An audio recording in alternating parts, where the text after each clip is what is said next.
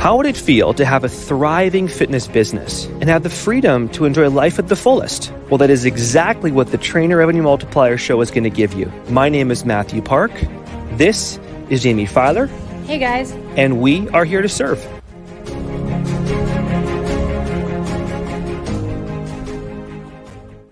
Always, I'm your host, Jaime Filer, and today my energy is being matched by the Alvin Too Sweet Brown. How are you doing, my brother? I got you, girl. I got you.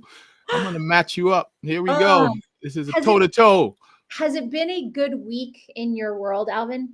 Hey, you know, this is cliche, but every day above ground, man, is good. You Amen. know, seriously, the rest is our BS that we kind of make up and talk about, but really and truly, come on, really and truly, it's all good. It's great, fantastic, great. It's so great, amazing. I got good problems, right? Yeah. And if you don't, they are going to be solutions anyway. It'll be fine. It'll be fine. Flip side. So anytime we talk about essentially people, we bring you on. We need, because you're the people guy. You're personal mastery. You're thinking.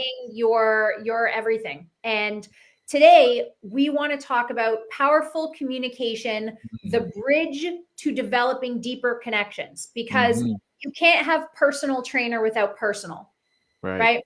Exactly. So what would you say are the elements of successful communication specifically between, it's not like I'm different when I put my wife hat on versus my coach hat, right? It's the same human. What are the essential elements of powerful communication, Alvin? You know, Jamie, I'm going to start with my motivation behind. So this Thursday in TRM, we're doing a platinum call.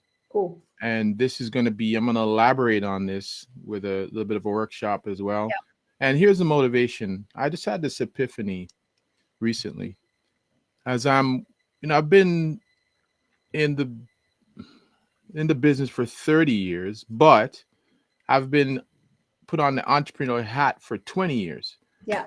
And man, I got to tell you, when I think back to when I entered business, I thought business was going to be about business, metrics, and all of these things. Okay.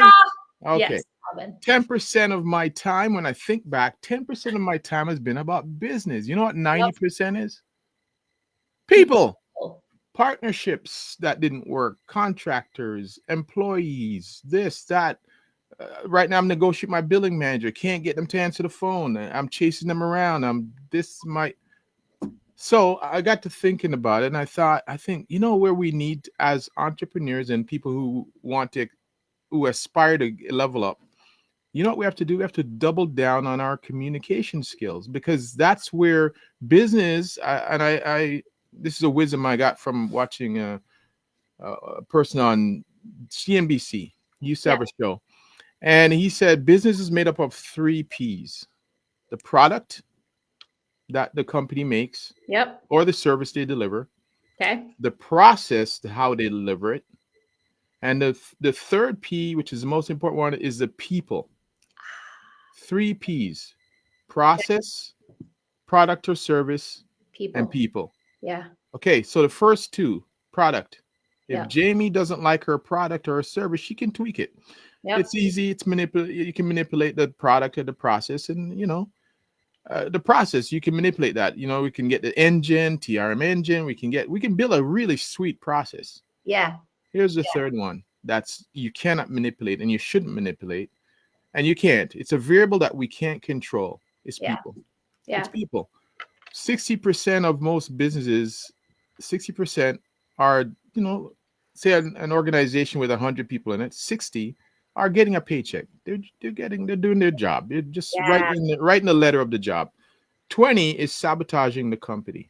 They're posting something, they're doing something, taking things from office and taking it home, and then 20 is producing 80% of the income.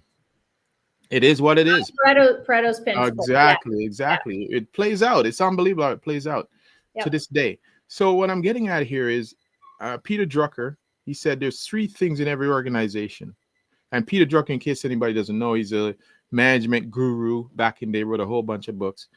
And he left a wisdom behind. He said there's 3 things in every organization that you have to deal with as a leader. Confusion. Oh, I didn't know what you said that. Is that what you said? I didn't know I should do that. Okay. Conflict. Oh, did you hear what they said to me? They didn't. I'm fighting with this person. She's fighting.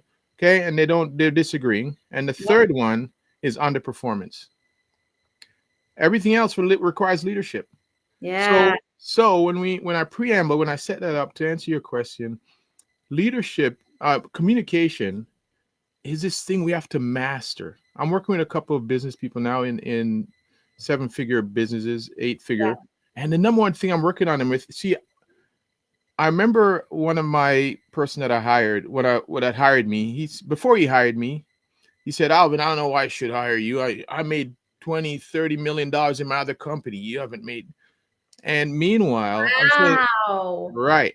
So he called me out. He called me out that I didn't make 8 figures or 9 figures. Yeah. I said, it's okay. But here's the problem. The way you are communicating is about 40 years ago. I'm going to teach you how to communicate because I'm going to save your relationships. I'm going to save your this. I'm going to save your that. So I don't need to know what you do. All I need to know is help you to communicate better so you can level up. So communication. What we need to do in communication is a lot of listening. Yeah. Jaime, I'm telling you, it is an art. It is an art. Communication, 93% of it, nonverbal. Yeah. 7% is what 7% is the words coming out of my mouth, but Jamie's reading me. She's thinking about the things I said. I said a word that triggered her back to this time, and she's wandered off. I've been talking for 10 minutes. She doesn't even hear me. She's out in some. He said, then he made me think about my childhood. Then she comes back in and out of a conversation. You see, so 93% is how 55 is my body language. So if you're standing up and you're giving a meeting or a speech, 55, you're paying attention to how you show up, the confidence. Right. 38% is your vocal variety. Do you have a monotone, put them to sleep, or do you rise up and go down and pausing? Do you pause at the right time to give them to satiate and what you just said and to give them enough time to think about it? When you said something powerful, hold it, let them think. And then, you see what I mean? So we have to spend our time on listening, waiting, and pausing. Sometimes those awkward silence, sometimes you need it. Jaime, you know that. Yeah. Let them, they have something else to say. And the minute you jump in because it's too silent, you cut them off. You cut off that thought. That next thought could have been the one you're waiting on to get the key to the door. And you just cut it off. So it's a lot of listening. It's a lot of connecting. So if Jaime, I have to bring things out, which is something I'm going to talk about on Thursday. There's a great book out right now called Super Communicators by Charles Duhigg. Oh, the guy who wrote The Power of Habit. Yeah, he wrote another book called Super Communicators. Okay. And he talks about that. Yeah, you got to get one. I know you'll have to get one for your library. Yep. He talks about that, making a connection to people before anything happens. I have to connect, and I have to find something, even if you're on the other side of the fence. Yeah. For instance, what just went by, am I a vaxxer or a non-vaxxer? You have, right. There's polarities. Cat people and dog people. That's like a huge one for sales calls. Yeah, I get it. Right. So we have to find a way to connect to your person. And then when you have that connection, then we start rolling out the rest of the relationship. But there has to be listening and connecting. Those are some of the key ones. There's many more, but those are some of the keys when you ask me that question. So let's start there, Alvin, and then we'll move on to the next skill for a powerful communicator. 3, you mentioned, it's funny, that listening is an art, but I want to, in my opinion, there's also a science to it. Tony Robbins has written books on being an empathetic or active listener. It's a skill that can also be cultivated. So if it's a skill, it's something you can work on, which tells me there's a little bit more science. It's a little bit more tangible than just being an art. What are 3 tips you would give a coach to be a more empathetic and active listener?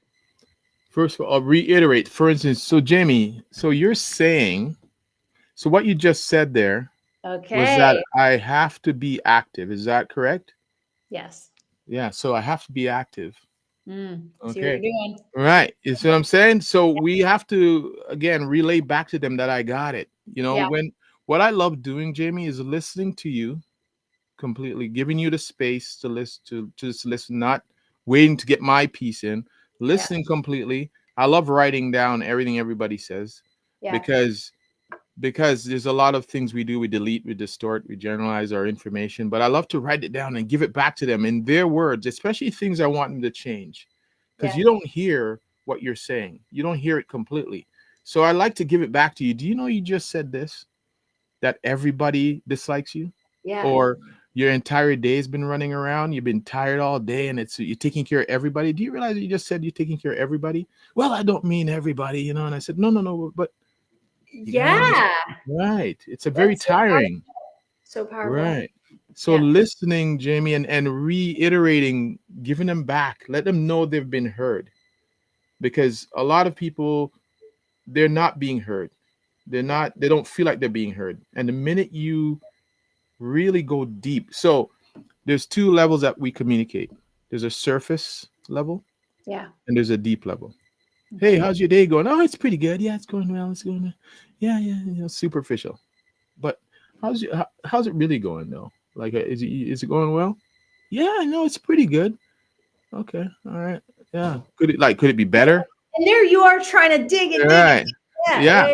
Okay. Just give them time, but give them time and let them talk. You'll get some way to get in that door and get to the deeper structure of why they said no. For instance, a sales call.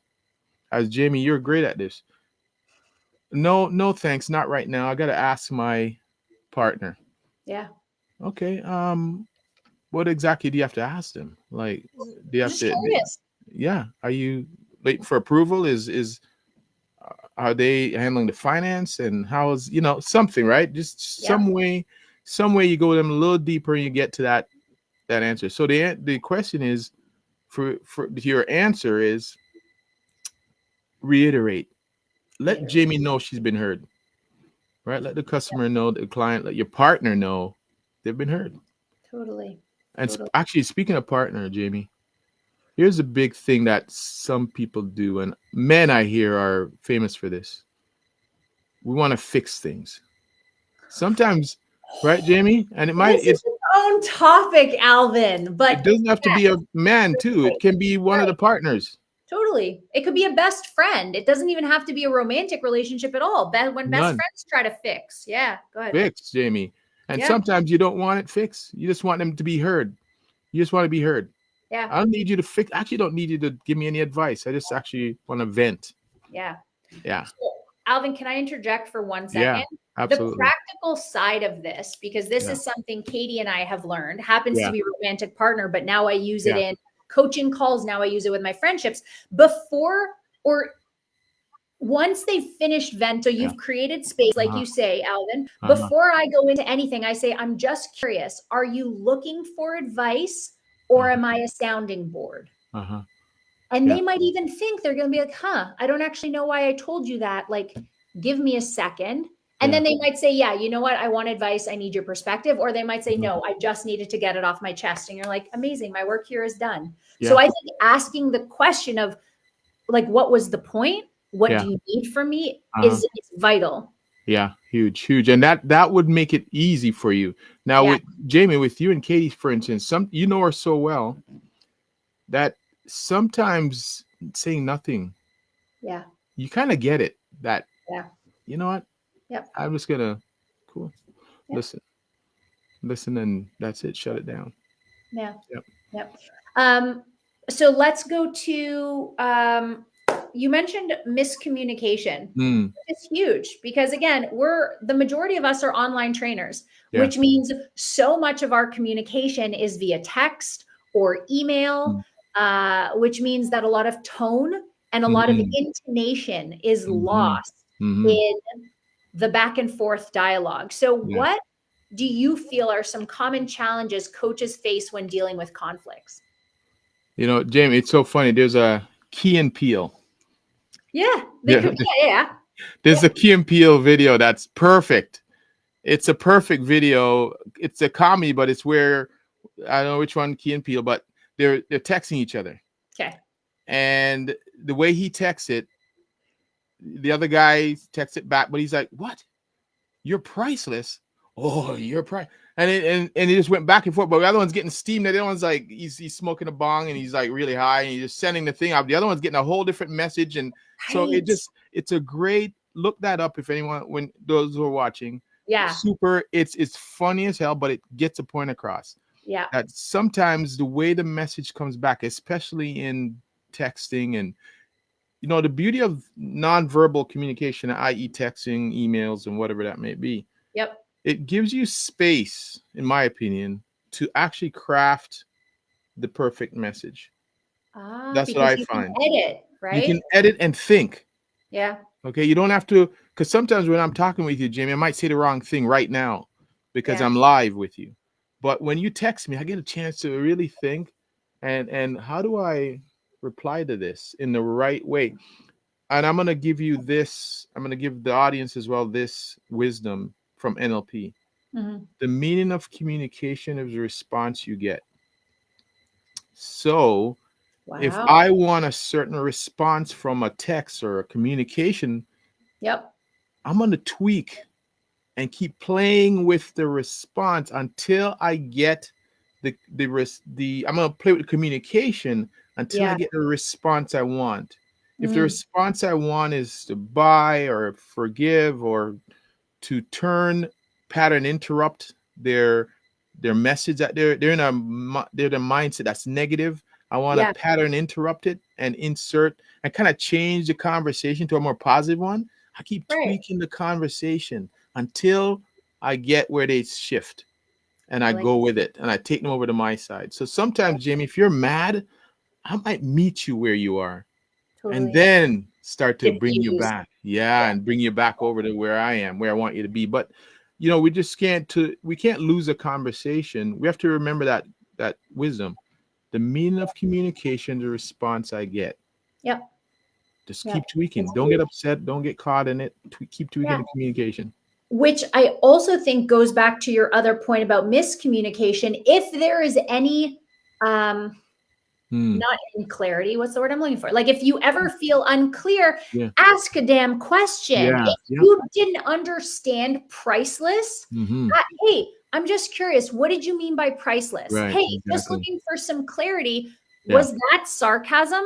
Because if it was, if it wasn't, you're a jerk. I want a refund, right? Like, please don't be scared to just ask the client what they mean. And also make sure they understand what you're saying. Again, especially in regards to sarcasm, could totally get lost in translation. So Alvin, I think confusion, conflict, and miscommunication are a bit of a dangerous trifecta in the online world. It is. And Jamie, so interesting. You brought me back to last night I was on a call and I was doing an evaluation of somebody who was, it's a Toastmasters call. And I was doing and I was doing an evaluation and the person seemed as they're giving their speech, their eyes were looking and during the evaluation I said, were you looking at your speech up there? Because I kept, your eye kept drawing me over, like it was distracting me that you had to look.